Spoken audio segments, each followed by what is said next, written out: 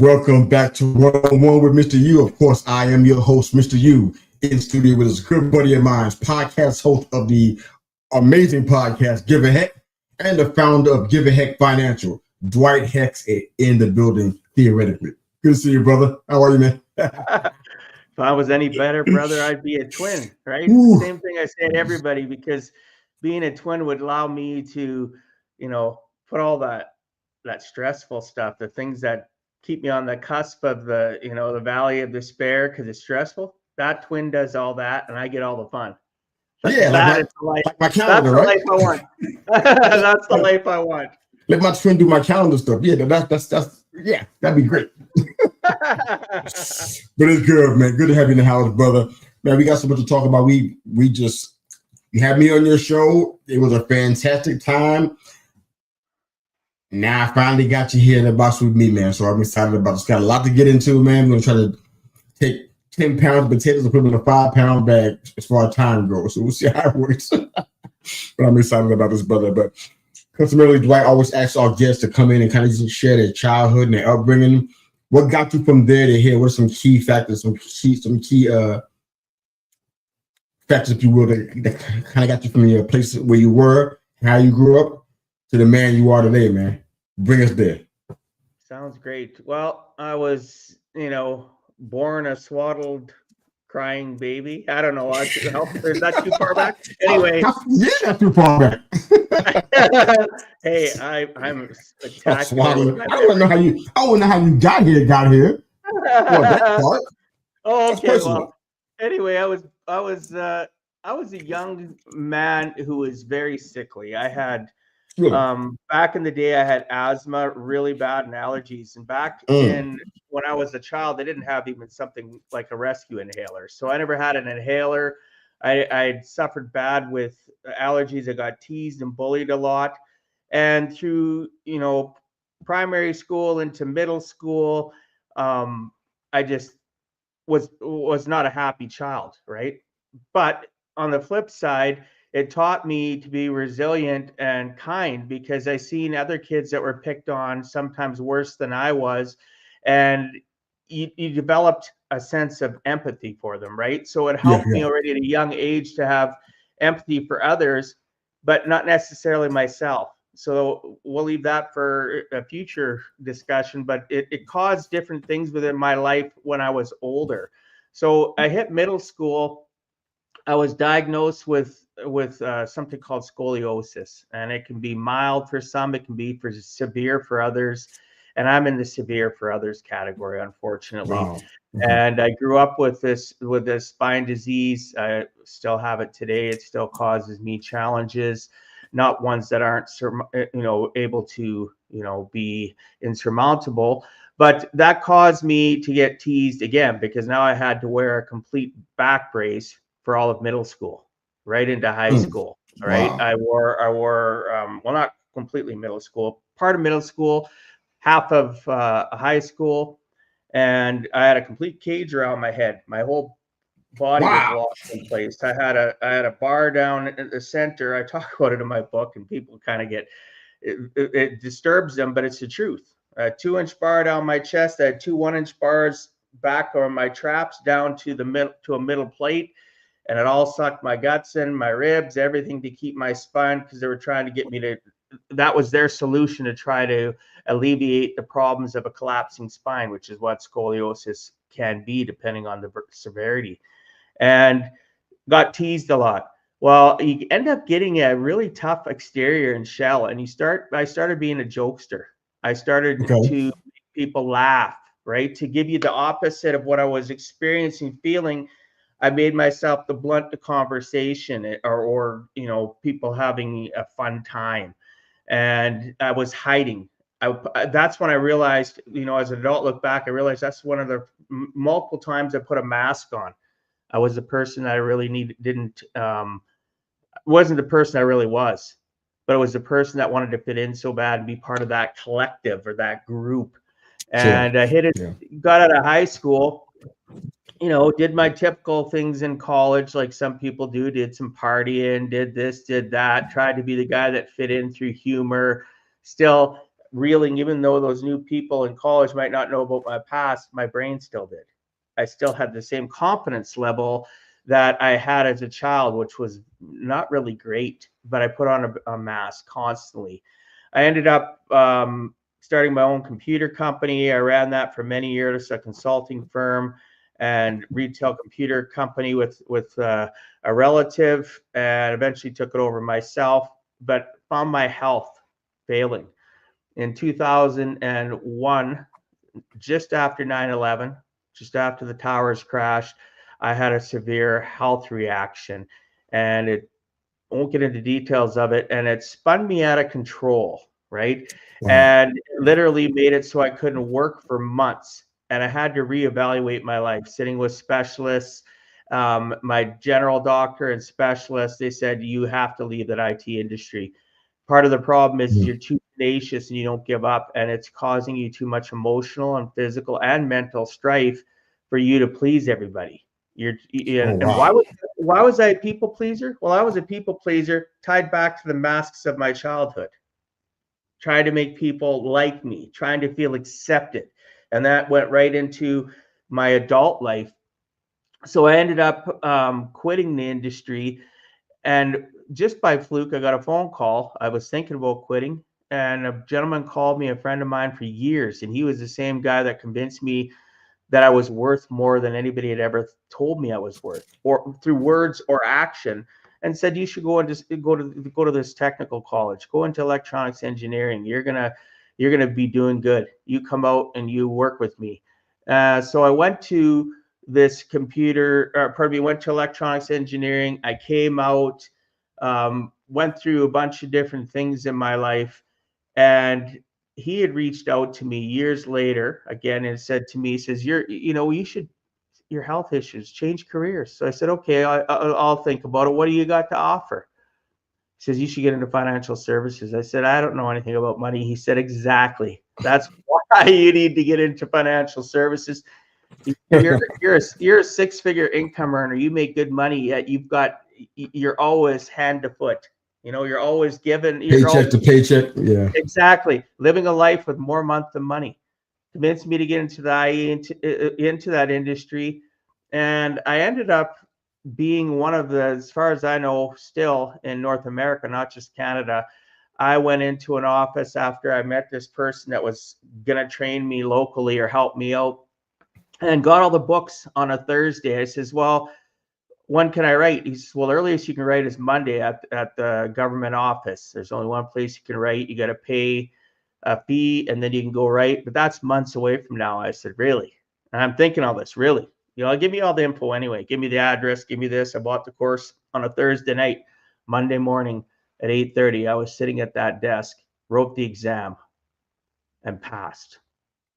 Wow. And I hadn't cracked a book before that Thursday. Plus, on top of all that, I had my kids with me the whole weekend because I was joint custody dad at that time. I wasn't full-time custody dad yet. And Blockbuster was my friend. I grabbed a stack of tapes. Blockbuster. That was everybody's friend. I had kids on this side, a book in the middle. And sometimes I had a kid here and a book trying not to doze off because I'd been staying up late trying to study. Dropped them off at the end of the joint custody week on the Sunday evening, stayed up all night, went and wrote that exam, went into this gentleman's office, and I went with the paper behind my back because back then it was just a little piece of paper stamped saying you passed on your mark. I put it behind my back, walked in, and he goes, oh, that's okay, man. You'll do better next time. Gets up, puts his arm around me. I says, better next time? Well, yeah, you're going to have to write again, but you should have given it a few months. And I went, really? I showed him a piece of paper. I don't think I have to write again. And his face dropped.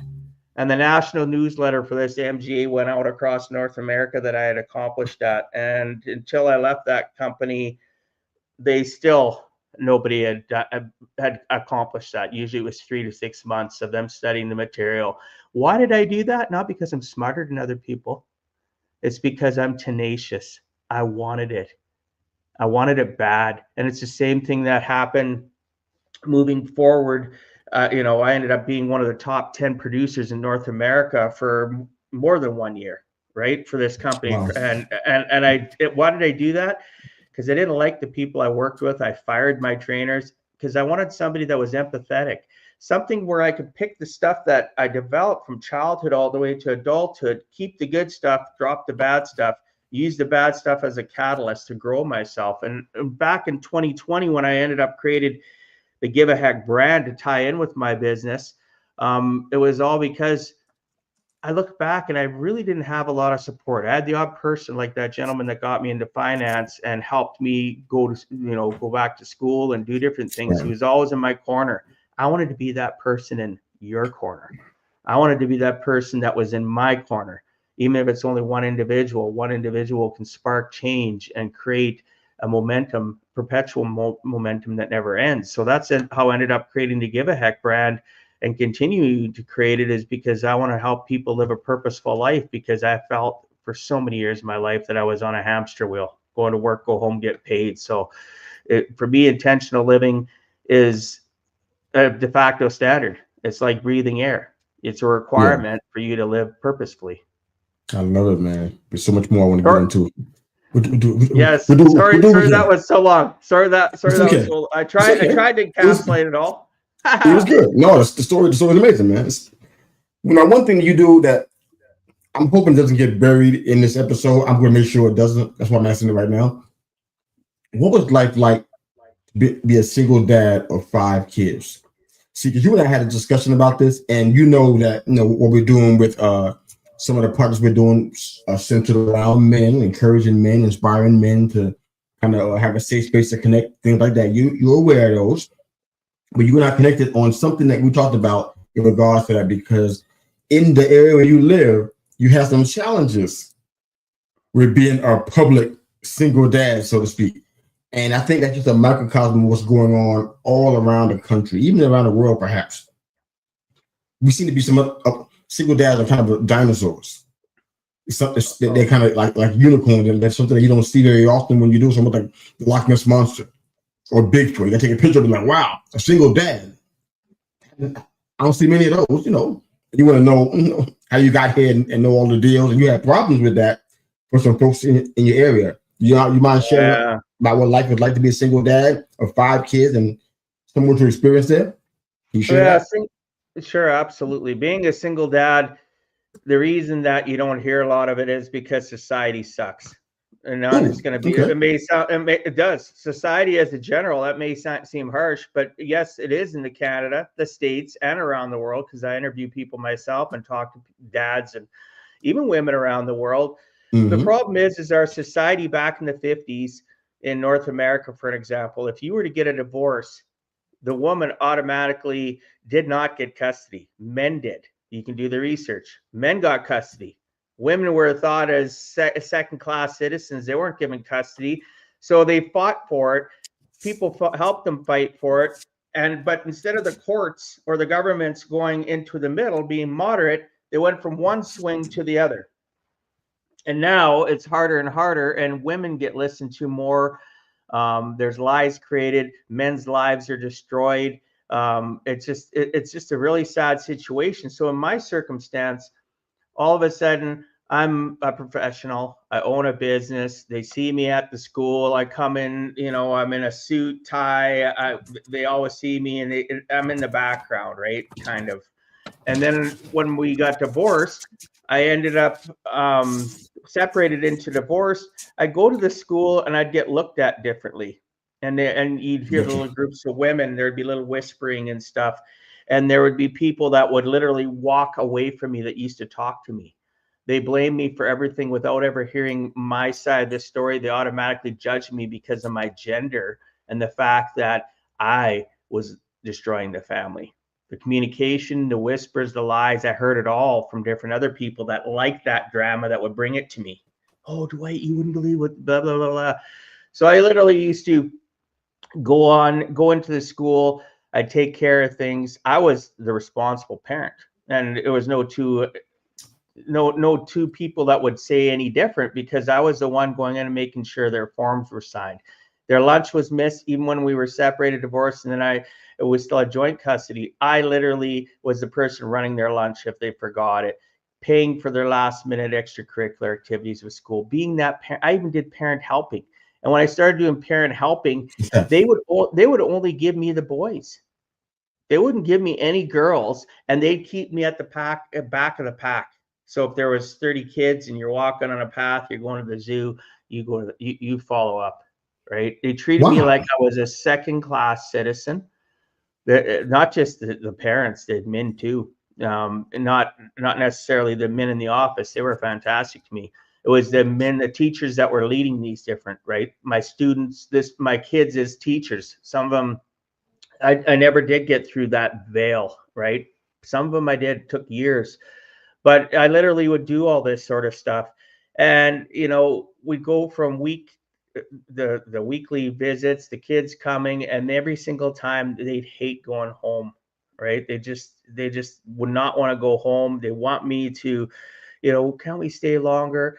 Because as I found out, there would be no groceries in the house, or their mom their mom would be locked in her own mental challenges, emotional challenges that she was suffering, and she literally would sit down, watch television, and be eating a sandwich, and I'd stop in for something, drop off something. Well, aren't you feeding the kids? Oh, when they get hungry, they'll tell me. And this is like 6:30 at night, 7 o'clock at night. Inappropriate things on a television, didn't care. It wasn't monitoring the kids. They could get away with murder. And this went on for quite a few years because I had my own business I was running, and the time I didn't have them, I needed to grow and make money to support, because I was paying for everything, including giving her child support, even though I still had the kids too, because I had more. And many things I'd pay were outside of the realm of what the court said I had to pay, but I did it to help my kids. Well, fast forward to 2008, my kids, she wasn't there once again. Then she came home the night before. She was, child holding her hair up. You get the drift, right? That she's getting sick. And the next day, one of my daughters contacted me. She was 13, and she says, "When do we get to make the choice of where we get to be? Who loves us? Who makes sure that has food in the house? Who makes sure we get to all our stuff? That's you. You're the one that drives to get us, Dad, to take us to our stuff from Mom's, because one moment she might feel in the mood to take us, the next moment she won't. And you're always consistent, and we want to be with you." I went and picked them up a few hours later. They had multiple, like all the kids were on different phones in her home and crying. I went and picked them up. There's other details involving into that, but I ended up spending 3 years. Took me about 9 months, 10 months to finish in the courts to get permanent custody, or temporary permanent custody, till everything was overanalyzed, because women have more power in the court system than men. So I was forced by judges to go through stuff that you shouldn't have to go through. And thank goodness that a good lawyer demanded the same thing of her, and it backfired on her lawyer and her. And at the end of the day, I ended up getting custody of my kids. Wow. And full control of them, except for one child because of his age. But that changed within about a year, and he was here all the time anyway. He refused to go back, and the court said if he refuses, he doesn't have to go anymore. And it was always the same thing. Dad, there's no food in the house. I don't want to go back there. Okay, I'd buy food, set it on the front step. I did it when I had joint. I'd buy food when I'd be dropping them off, so they would have food in their mom's house. What kind of a childhood is that? What kind of a life is that? So that was what kind of system is that? Yeah, so it literally, that's how I ended up getting the kids.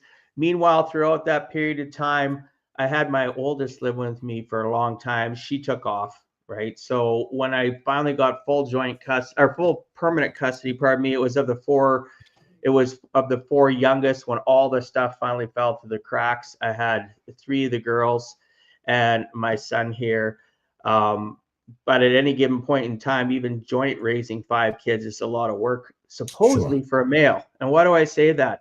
People used to come up to me at the school or the extracurricular activities and say, you need to find a good woman to help you raise those kids. They need to have a woman in their life. They need to have this, need to have that. Nowhere in there was supportive comments. Oh, you are a great dad. We see what you do. We see you go on the field trips. We see you at all their extracurricular activities. You're not a dad just to drop them off and pick them up. You literally are involved in their lives, and they love you, right? No, I wasn't hearing that. I was hearing, oh, you need a good woman in your life. And I used to get, upset. And then I finally got to a point where I'd nod my head and just ignore them and walk away, because sometimes that's what you do with an irritant, right? Leave the irritant behind and be the better person and walk away and prove them wrong. Those same people 20 years later, you think they have any better of opinion of me? Probably. I sure hope so.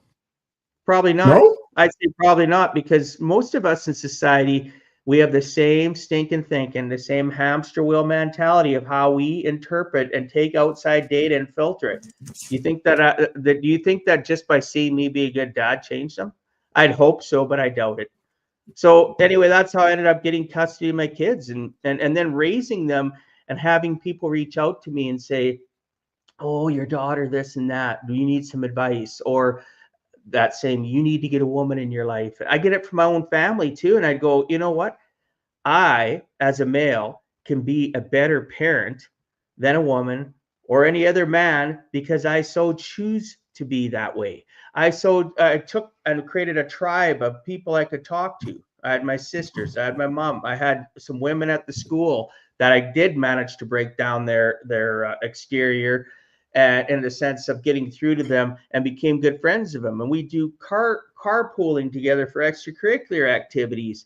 I created a village to help me, right? That's awesome, man. And That's awesome. any good couple that has kids, you should be doing the same thing too, because the village creates unity, it creates structure, and it creates strength, especially if it's based on faith, like for me, based on my belief in God, right?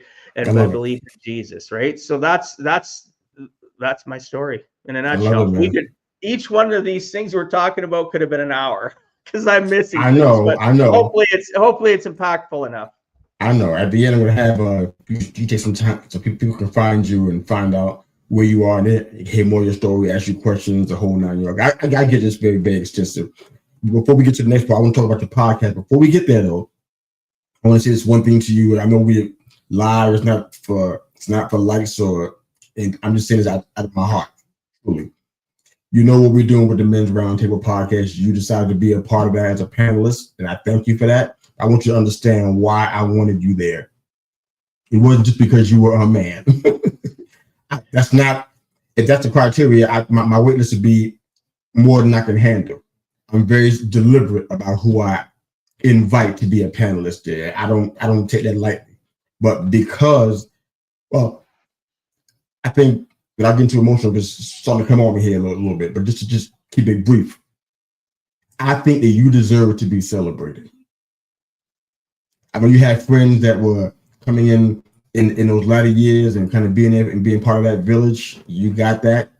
You don't need me in that regard. But I just want to let you know that I wanted you there because you deserve to be celebrated. What you're doing is extraordinary. And for me, that's if you don't say anything else, that's more value than any panels I can bring in there, because you're doing something that we talk about, but a lot of those guys, they don't have to do it. They're not all faced with it. They have situations where they have a partner helping them do things in that regard as it pertains to raising children. You're doing that solo. You got a village, but at the end of the day, when you close the door and cut the lights out, it's just you and the kids. I respect you for that, man. And that's the number one reason. There's some more reasons, but that's the number one reason why I wanted you to be a part of the community that we're trying to build, because I believe you deserve to be celebrated, and I'm going to celebrate you as much as humanly possible, like I'm doing right now. So I just want you to know that. Thank you. No, I just want you to know that. So tell me about Give a Heck podcast. I kind of got an idea. I heard your passion about finances and what you're trying to do to help people. I get that.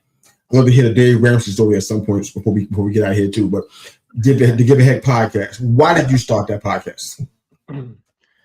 Well, I started that podcast because in 2020, the pandemic had hit, and I had a village of people around me, not necessarily for a family, but for me, right? We'd have video calls together, groups of us, people from all around the world, actually, mostly North America, but there'd be people from other parts of the world, and we'd have conversations about stuff. And one of them, a really good friend of mine, he also wrote the foreword for my book, was my first guest on my podcast. He's been on a couple times. Really good friend of mine, really good mentor that I talk about having good people in your tribe. Tony Watley. And he said to me, he said to a group of us, where are you going to be at the other side of the pandemic? You don't know if it's going to be 2, 3, 6 weeks, 6 months, 6 years. Are you going to be that person that sits and feels sorry for yourself? Or are you going to be that person that utilizes this personal time you have just gained to learn, to grow, to expand? And not all about your mental intellect, but your tribe, back to that tribe, that group, that circle of people that you can call when you need just a listening ear, advice ear, or both, right? So he was challenging us all, and he asked me to come on to, it would have been April, so about a month after the lockdown, to an it was a online course. It was live for a weekend, and these guys are my friends now since the whole time this started, on how to be a podcast guest, because he wanted to have me learn how to be that, because he believed that was important. So I go on to this event, and we get 3 podcasts that, if you bought the pro version, that we get to be on live during this day-long thing, right? That we get to be a guest. So I was on my first 3 podcasts, and 2 of them were after the fact. And one of them was with a lady that gets 2.5 million downloads on her podcast. Her name's Patty Catter. Wake Up with Patty Catter. Been podcasting at that time. She would have been podcasting for about 14 years, even before it was called podcasting. And she says, I want, you're going to be on my show, right? So I was on her show about a month, 2 months later. It took forever because her schedule's so busy. She had me on, and all about her, what she wanted to talk about after she researched me was just about the single dad thing. She had never had anybody in all those years on her podcast ever talking about the power of being a single dad and what it's like, right? Raising 4 girls and a boy.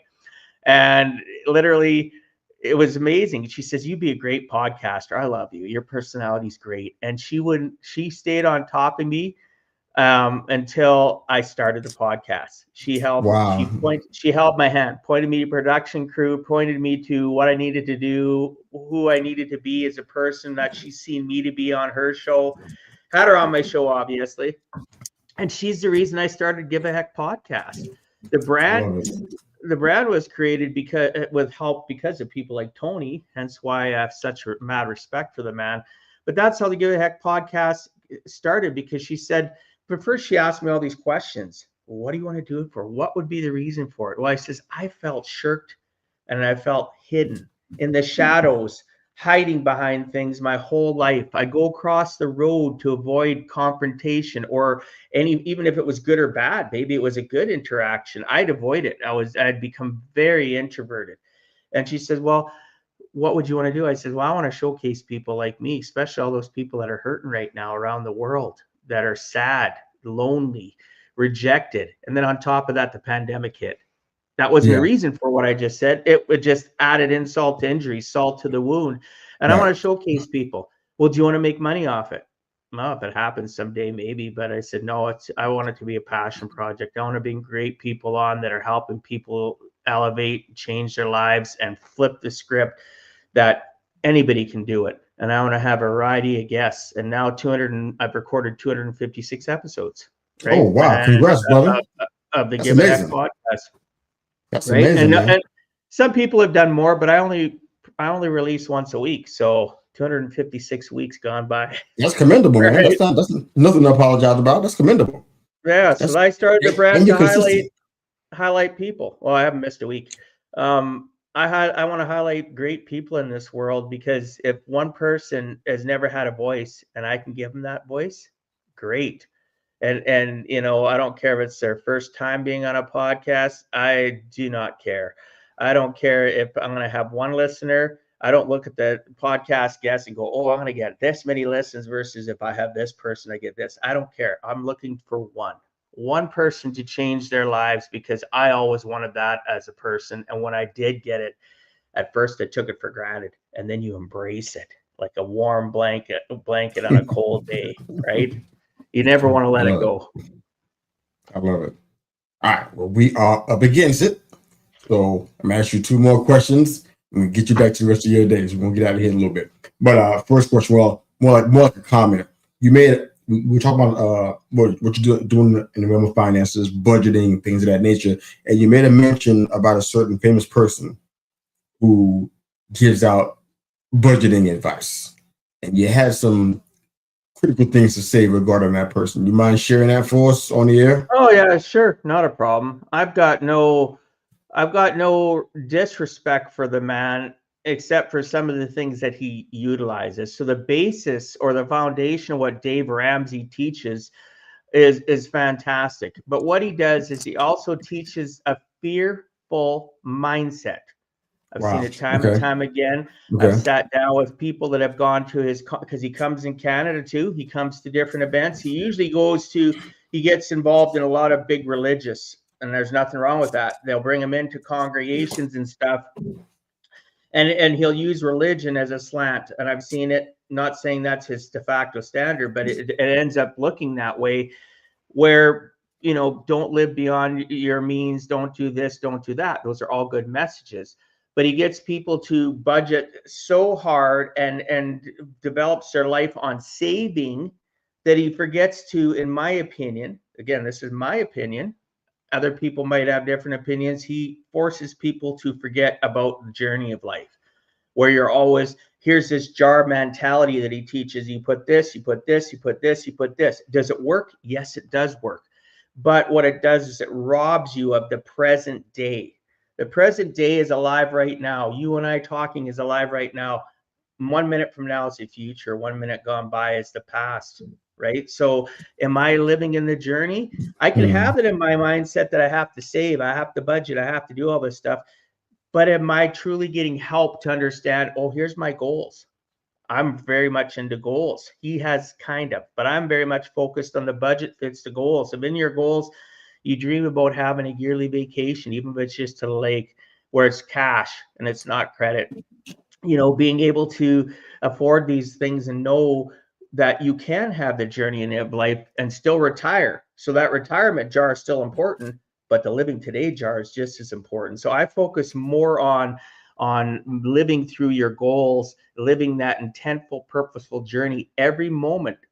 Us talking right now, am I living intentful in that moment, right? So I coach and I financially plan differently, in the sense that he's all about just save, save, save. It's not about taking any form of risk. I will tell my clients, hey, you have this. What about this? Oh, I talked to a person the other day here about being an entrepreneur. I've met this person numerous times. He does stuff around my house. I swear to you, on Friday, I said to him, I said, I've met you how many times now? And I says, you have all these skills. And I'm listing them off, and his face was just lighting up. And he was, right. I think he was originally from Jamaica. He grew up and he grew up and was raised in Montreal, Quebec in Canada. And this guy is just amazing. And I'm just like, I'm telling him all the good. I said, I see this in you, right? I will help you. I will coach you. Did you finish the book I gave you? Oh, I'm about a third of the way through it, Dwight. And I said, well, it's been a month. You should be, it's a 2.5. You need to get through it.